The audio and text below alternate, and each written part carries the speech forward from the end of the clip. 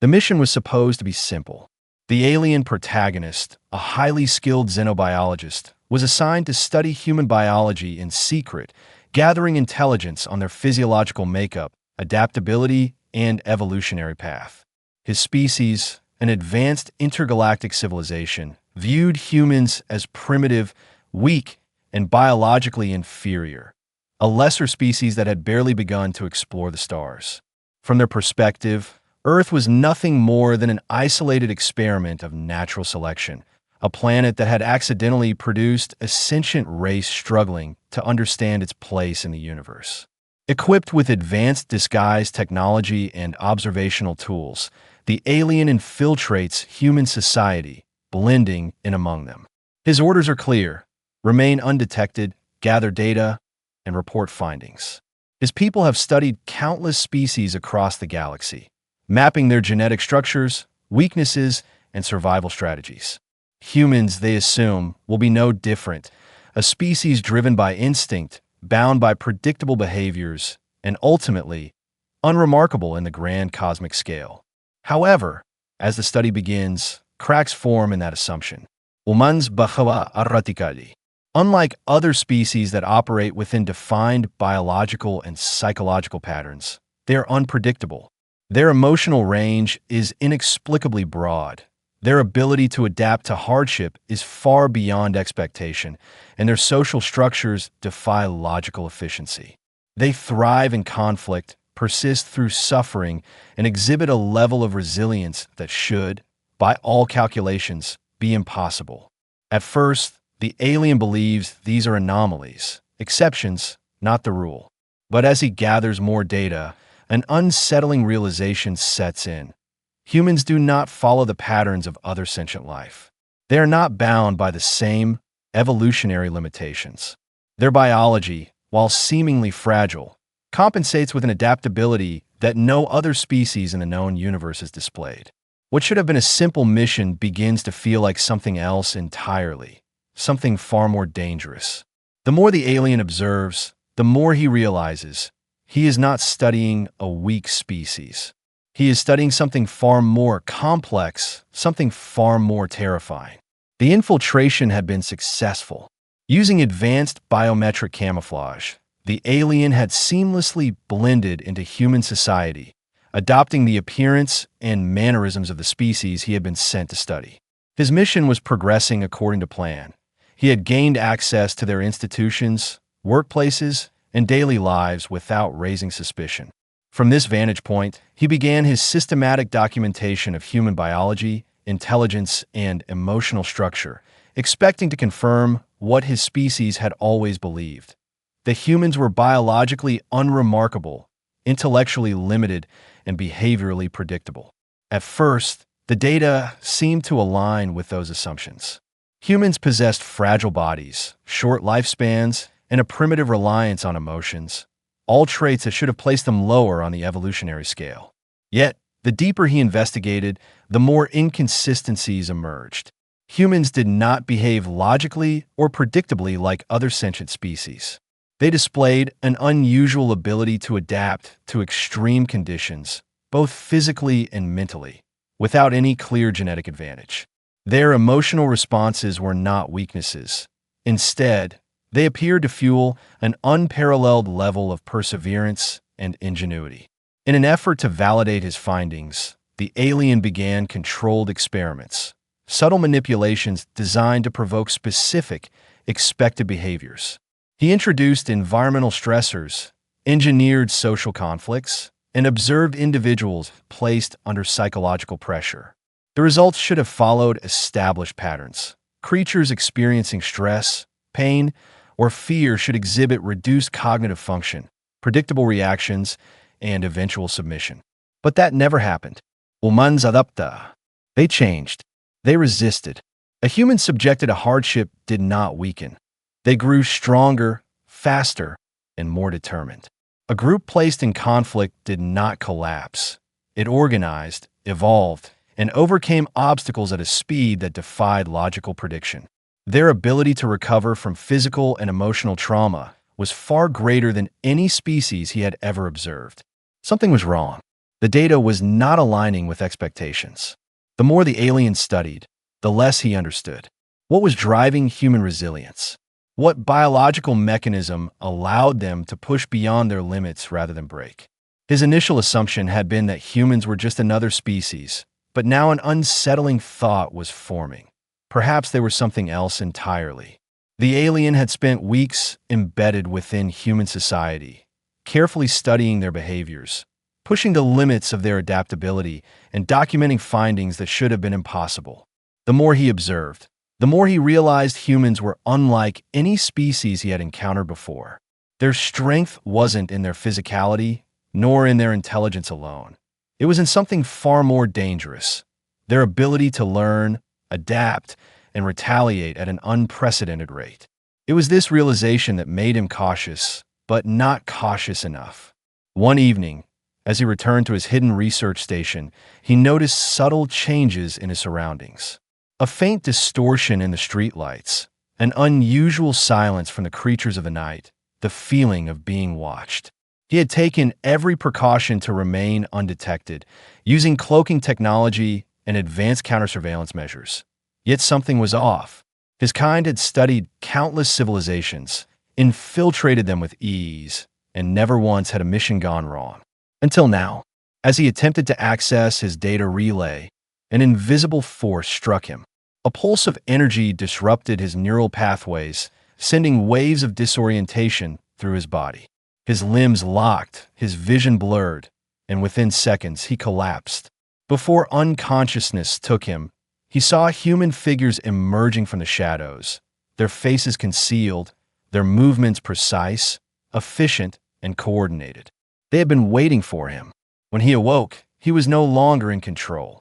He was in a confined space, sterile, metallic, cold. The air was saturated with an unfamiliar chemical, suppressing his natural biological defenses. His limbs were restrained, but not with force. Humans had used something far more sophisticated: neural dampeners, adaptive restraints calibrated to his specific biology, even though his species had never made contact with humans before. Panic set in. They knew what he was. The doors slid open, and figures stepped inside. Human researchers, scientists, military officials. They studied him, their faces unreadable, their movements deliberate. One of them finally spoke, his voice calm, analytical, not fearful, not aggressive, but something worse. "You came to study us. Now we study you." The alien's mission had failed. He was no longer the observer. He was the subject, and the humans were just getting started. The alien had come to Earth as a scientist, a researcher tasked with dissecting human biology and intelligence. But now, he was the one being dissected, not with crude tools or violence, but with something far more terrifying: cold, calculated precision. He was restrained in a facility unlike anything he had seen before. No visible weapons, no signs of aggression, just quiet efficiency. Every piece of technology was too advanced, too specific, as if it had been designed with his kind in mind. His species had barely acknowledged humans as significant, yet here they were, treating him like they had expected him all along. The humans wasted no time. They performed biological scans that bypassed his natural defenses, neurological tests that mapped his thought patterns, and chemical simulations to observe his reactions under stress. It wasn't just an interrogation, it was a controlled study, and he was the specimen. They weren't just learning about him. They were testing limits he didn't even know he had. For the first time in his life, he felt true fear. In desperation, he tried to communicate. His species had advanced mental shielding, a biological adaptation that protected against psychological influence. Yet, the humans were not deterred. They had machines that probed deeper, scanners that adjusted in real time, methods that were far beyond what should have been possible for a species so young. "You're resilient," one of them finally said, analyzing his reactions with detached curiosity, "but not invulnerable. You're not the first, you know, just the latest." The statement sent a chill through him. Not the first? That was when the true horror set in. The humans already knew about his species. They had done this before. How many others had they captured? How much did they already know? How long had they been waiting? He wasn't the first. He wouldn't be the last.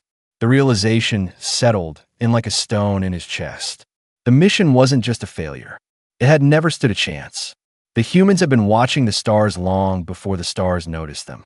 The alien had spent his life studying other species, dissecting their biology, understanding their evolutionary strengths and weaknesses. His kind had mapped entire civilizations, categorized their intelligence, their aggression, their adaptability. But humans didn't fit the pattern. Now, trapped in their facility, subjected to their relentless experimentation, he finally understood why. They were not the strongest. They were not the fastest. Their biology was riddled with inefficiencies, prone to disease, fragile under pressure, limited in raw physical power. Yet, none of it mattered, because humans evolved differently. It wasn't just their ability to adapt to environments, to survive wounds that would kill others, or to thrive in chaos. It was something deeper, something fundamental in their nature. They learned, not like other species, where knowledge was slow, where experience was limited by generations. Humans absorbed information at an exponential rate. They were not bound by genetic memory or instinct alone. They created knowledge, passed it, expanded it, weaponized it. And worst of all, they did it fast. He watched as they reverse-engineered his own biology in real time, analyzing his weaknesses, testing new methods, adapting their techniques based on his reactions. No species should be able to do this. No species should be able to turn an unknown alien life form into a solved equation in mere days. His people had believed themselves superior, a dominant force in the galaxy. They had never considered that somewhere, buried in the vast reaches of space, there might be a species that could outthink them, outmaneuver them, and worst of all, outgrow them. The humans weren't just capable of adapting, they were designed for it. And if they ever reached the stars, if they ever expanded beyond their planet, nothing would be able to stop them. The alien had spent every moment since his capture analyzing, calculating, searching for a flaw in human security. His species were masters of infiltration. Their technology advanced beyond anything humanity could comprehend, or so he had believed. But nothing here made sense. The facility was too open, too exposed. The guards, while present, were not watching him closely. The security systems had gaps, doors unlocked at specific times, patrols moved predictably. It was as if they had grown overconfident, as if they believed he could never escape. And so, when the opportunity presented itself, he took it.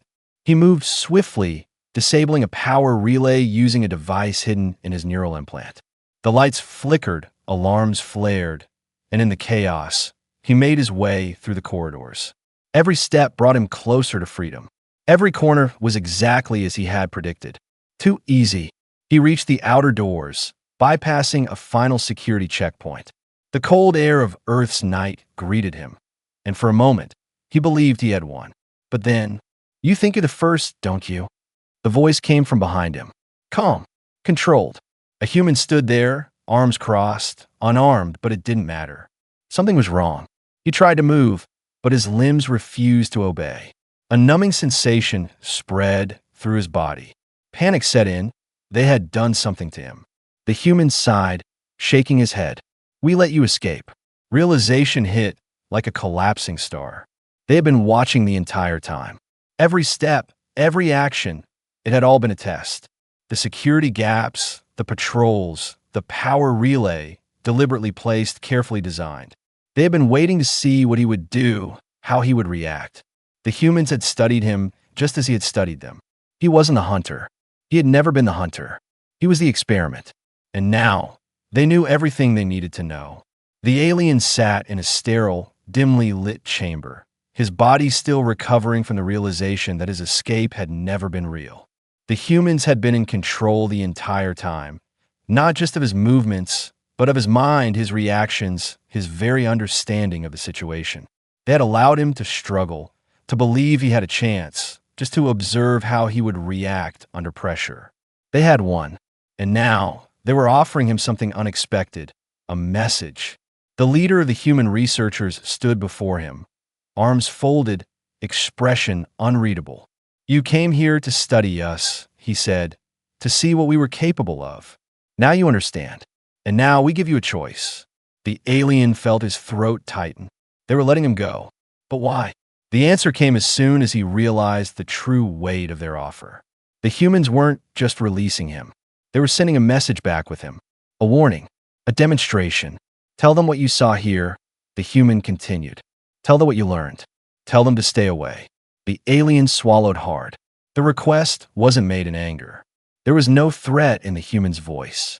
And yet, it was the most terrifying thing he had ever heard. Because deep down, he knew the truth. His species would not stay away.